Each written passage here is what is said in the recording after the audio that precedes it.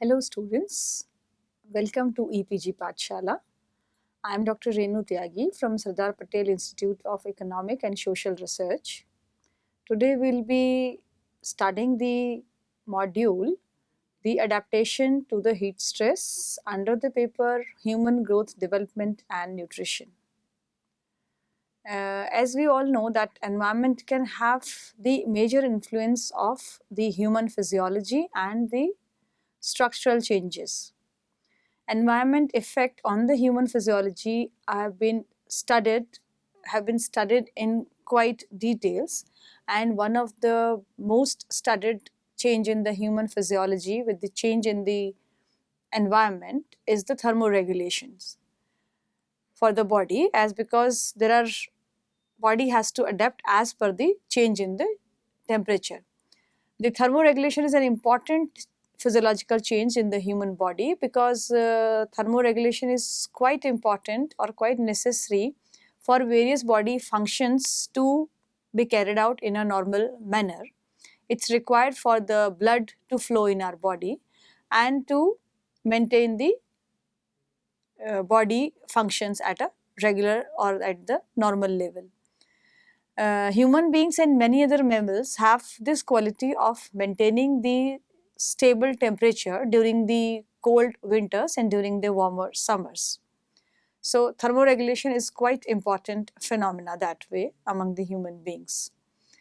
The two main important changes of the human evolutions or adaptation due to the human evolutions can be studied as the thermoregulation and the change in the human structural changes, which is the change from quadrupedalism to the bipedalism. The thermoregulation, we can say, is the change from the ectothermic maintenance of the temperature to the endothermic level among the human beings due to the heat stress. And the bipedalism is because of the change in the environment. There was a change in the more pressure on the human bones, which led to the change from the quadrupedalism to the bipedalism. The learning objectives after finishing this module, or the learning outcome after finishing this module, would be to understand the concept of adaptation among the human beings, to understand what are the growth rates or what are the changes as per the change in the temperature in the human body, to understand the temperature regulations and the body changes, whether physiological or physical, in the human beings, and to study the association of these temperature changes with the change in the body dimensions. And in the last, to study the various governing principle which bring those changes in the growth rate, basically the Allen and the Bergman rule, which decides or which conveys the relevance of the changes in the body functions with the change in the heat stress or the temperature changes. Adaptation is used as a general term including the acclimatization, adjustment, acclimation and the habituation. An adjustment to a particular environment or the stress, either by an individual itself or by the evolutionary process, can be classified as an adaptation. In biology, an adaptation, also called an adaptive trait, is a trait with current functional role in the life history of an organism that is maintained and evolved by the means of natural selection. Adaptation refers to both the current state of being adapted and to the dynamic evolutionary process which leads to the adaptation. Adaptation, no doubt, contributes to the fitness and the survival of the individual. An organism faces a succession of environmental challenges as they grow and develop and are equipped with an adaptive plasticity as the phenotype of the trait develops in response to the imposed condition. The developmental norm of reaction for any given trait is essential to the correction of adaptation, as it affords a kind of biological insurance or resilience to the varying environment. Stress could be classified as any factor which interferes with the normal limits of the operations of an organisms and keep it under the limited movement. However, the capacity of any stress to induce the adaptation is a function of its application intensity, duration, frequency and the variability, and of the genetic, phenotypic and situational status of the individual. In a modification of the training impulse model, these variables may be used to quantify the cumulative adaptation impulse or the stress volume. This is a graphical representation of the adaptation theory. It's an hypothetical illustration of the physiological change in a human body following the application and the withdrawal of an adaptation stimulus. As from the picture, we can clearly see that if an adaptation stimulus is given to a particular individual, then that person shows adaptation growth curves and the physiological responses may be reached to the maximum level or to the submaximal level. But if that particular stimulus is withdrawn, then that particular individual's adaptive capacity can again go back to the initial stage, and they can go to the pre-adaptation state in fact. So, and it also shows us the adaptation threshold. If stimulus application is given, that adaptation threshold can be crossed and the adaptation could be reached to the maximum level. But the loss of adaptation is clearly seen with the withdrawal of the stimulus. Now let's see what is growth rate. Growth rate, as the term indicate, is the change in the growth, which we can explain like when there is a change in the height of a developing or a growing child, where the height of the child changes at a particular time, and if we study those changes over a particular year, and we studied the changes from one year to the another year, so those changes which we studied over the successive years gives the growth rate of that particular child over those successive years. So this growth rate gives a better idea of the height of a child over that particular period, rather than the studying the height at a particular year or the first year. So that way we can study like whether the child is growing at a normal pace or not. The velocity or the rate of growth reflects the child growth in a much conclusive or in a much better manner as compared to the height attained at a particular stage.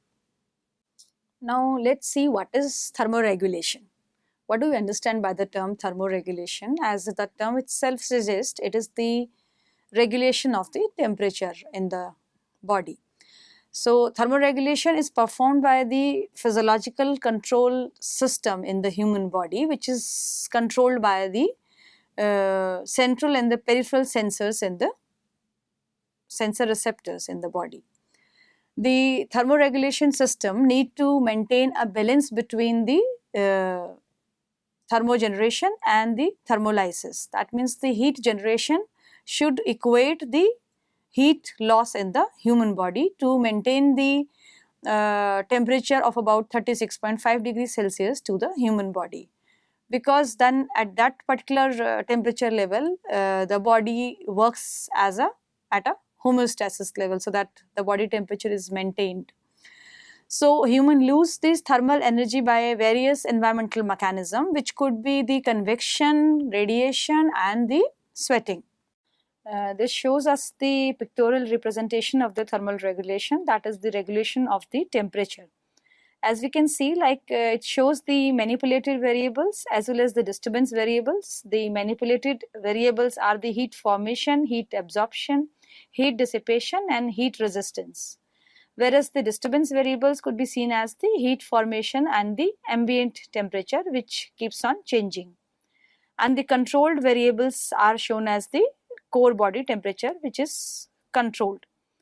The controlled system is the internal body core, and it shows how the thermoregulation is maintained in the body. The role of the sweating becomes very important or extremely important during the rise of the environmental temperature to a greater or to the higher level, because it becomes important because losing the energy by the sweatings makes the temperature to come at the normal homeostatic level to manage the different body functions at the optimum level. And as we know that this is the capacity of the human being only to manage the temperature at a particular level in the heat stress as well as during the colder winters. This table shows us the differences in the immature thermoregulation to the mature thermoregulation. As we can see that the specific type of heat stress is showing us how the thermoregulation is influenced or affected. The higher surface area to mass ratio indicate that the greater heat loss in the mid and the cold environment and possibly greater heat gain in very high heat. The lower sweating rate kind of heat stress indicate a less heat lost via the evaporative cooling in the hot climate. The well-developed vasodilation, the relaxation of the blood vessels, is effective shunting of the blood from periphery to the core, where the higher skin temperature in the heat stress. The lower blood volume and the maximum cardiac output is an indicator of the possible cardiac instability while active in the heat stress. The smaller sweat glands and the lower sweating output, a lower sweat gland sensitivity and the higher sweating threshold.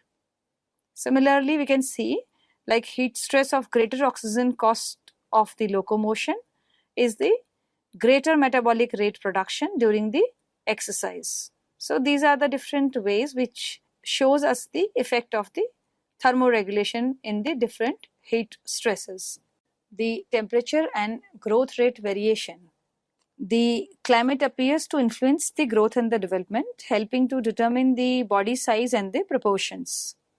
According to the Bergman and the Allen rule, the body size and the proportion of warm-blooded polytypic animal are related to the temperature.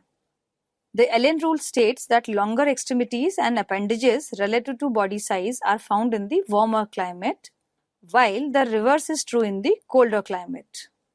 On the other hand, the Bergman rule states that a larger body size would be expected in the colder areas versus the warmer areas. The relationship observed between the body proportions and environmental temperature can be explained in the terms of body thermoregulatory processes. A link between the adult human body size and environmental temperature evolved through adaptation to heat stress, was first recognized a century ago and is well accepted in the human biology. Increasing heat stress favors a small body size and an increased ratio of surface area to the body mass. Many developing country population inhabit relatively hot environment compared to the industrialized populations. But growth faltering in developing countries is invariably attributed to the combination of poor nutrition and infection. The growth faltering can relieve the heat stress in both infancy and the childhood. The hypothesis that heat stress plays a role in the human growth faltering in hot environment therefore merits empirical investigations. According to the Newman, a smaller stature observed near the equator supports the Bergman rule, and the shorter legs among the Inuits supports Allen rule. The Schroeder demonstrated that amount of the body surface tends to increase from cold to the hot climate. A negative correlation between adult body mass and environmental temperature has been demonstrated by several scientists. As Kleber demonstrated in his monograph, The Fire of Life, heat production is proportional to the body mass, m, but the heat loss is proportional to the surface area, Sa. The ability of an individual to conserve or lose the thermal energy is therefore strongly influenced by the surface area to the body mass ratio. Adaptation to the thermal stress has been explained the tall, lean proportions of the Nilotic population of East Africa and the small stature of the tropical rainforest inhabitants. such as the mabuti. Both these adaptations increase the surface area to the body mass ratio, facilitating the heat loss. In hot environments, the cultural factors are less successful at mitigating the thermal stress, and greater variation in the body size and shape is seen. For instance, a stronger relationship between the size and the environment temperature was demonstrated in the African population than in population inhabiting the more temperate climate. This graph shows us the relationship between the mean annual temperature and the relative sitting height of the different population groups all over the world.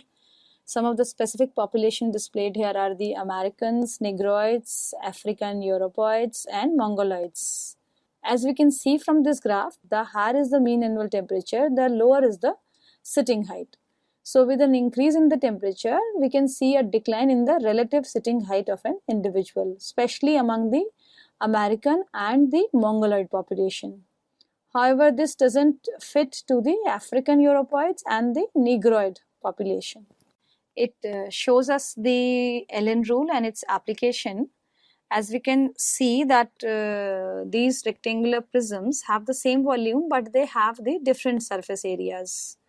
So Allen rule is a biological rule given by the Joel S.F. Allen, and this rule says that the body shapes and proportions of the endotherms vary by the climatic temperature by either minimizing the exposed surface area to minimize the heat loss in the cold climate, or maximizing the exposed surface area to maximize the heat loss in the hotter climates. This rule predicts that endotherms from hot climate usually have the ear, tail, limb, snout, etc. that are long and thin, while equivalent animals from the colder climate usually have the shorter and thicker versions of those body parts. It has been seen that there is a negative association between the body mass index and the mean annual temperature for indigenous human populations. Means that people who originate from the colder region have a heavier build for their height, and people who originate from the hotter region have a lighter build for their height. As we can see from this picture, these are the two regular prism which have the same volume, but they have the different surface area.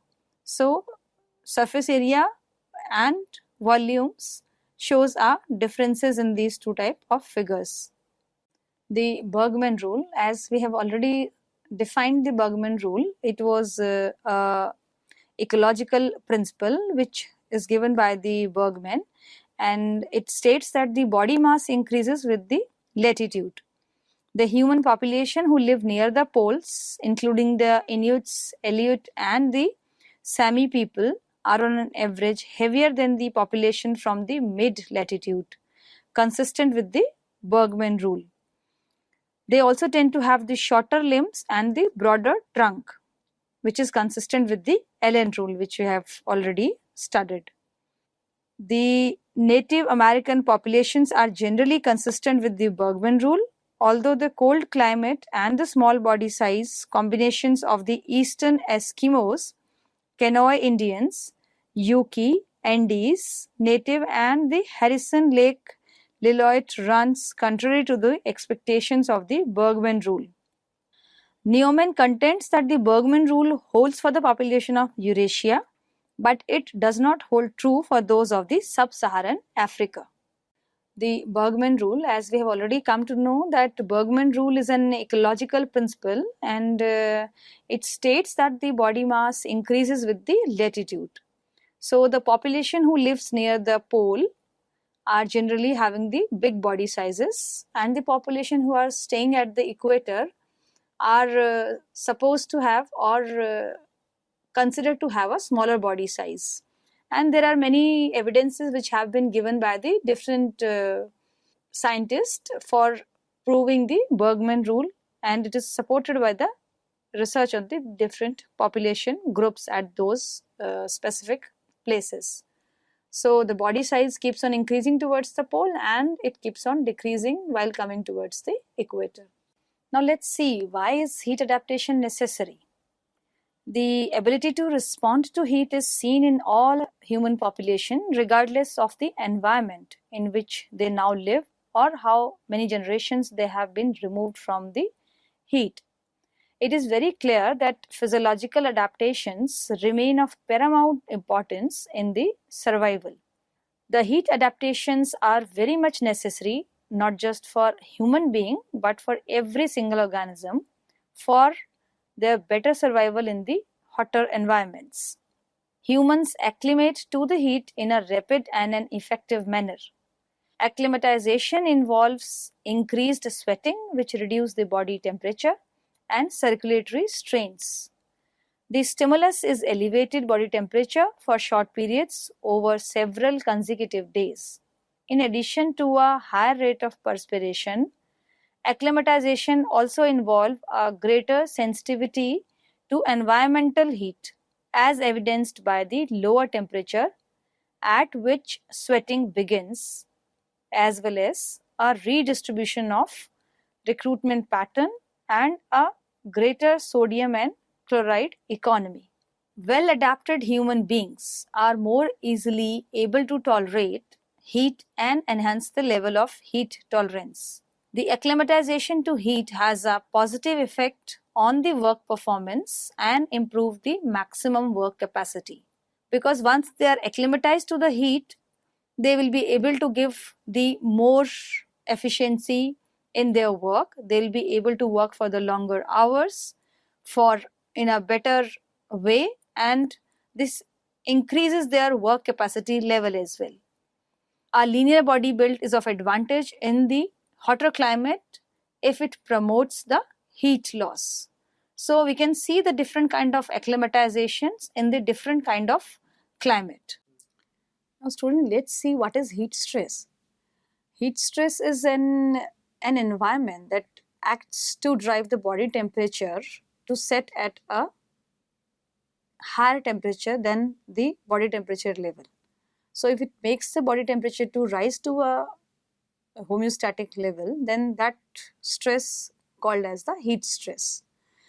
Any factors, that is any high temperature or any limit or any combination of the factors or high temperature or high humidity outside in the environment generally overloads the thermoregulatory system and it can raise the temperature of the body. What could be the components of the heat stress? The heat stress basically is composed of two components, that is the heat load and the heat dissipation.